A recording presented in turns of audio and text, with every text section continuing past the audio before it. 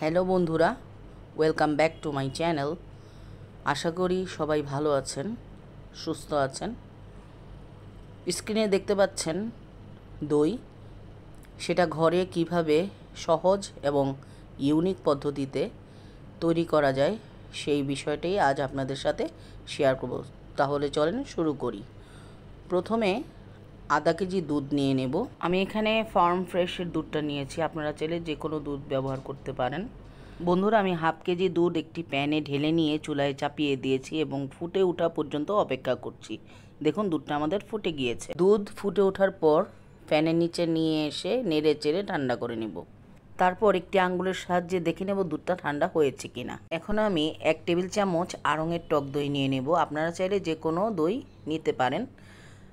ভালো মতো ফেটে নিতে হবে দইটাকে। তারপর ঠান্ডা করা দুধটা তার উপরে ঢেলে দিব। সম্পূর্ণ দুধ ঢালার পরে আমরা একটি চামচের সাহায্যে নেড়ে চেড়ে দেব, যাতে টক দইয়ের সাথে দুধটা ভালোভাবে মিশে যায়।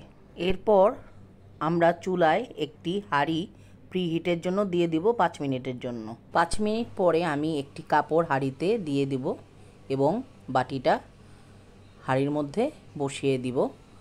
চেক করে দেখব যে ঢাকনাটা ঠিকভাবে লাগানো আছে কিনা এবং কাপড়টা পুনরায় আবার আমি ঢেকে সুন্দর করে ঢাকনা দিয়ে দেব।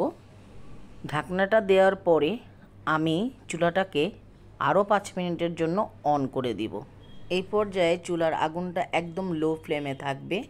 5 মিনিট পর চুলাটা অফ করে 12 ঘন্টার জন্য গরম জায়গায় রেখে দিব। 12 ঘন্টা পর বন্ধুরা আবার ফিরে আসলাম। এখন ঢাকনা খুলে কাপড়টা সরিয়ে আমরা বাটিটা বের করে নেব। ঢাকনাটি খুলে আমরা চেক করব দইটি জমাট হয়েছে কিনা।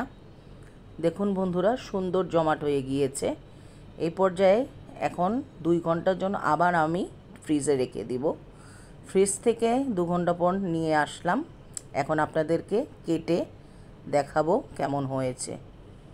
দেখুন বন্ধুরা, কত সুন্দর লাগছে দেখতে। দই বানানোর এই ইউনিক পদ্ধতিটা আপনাদের কাছে কেমন লেগেছে অবশ্যই জানাবেন। ধন্যবাদ।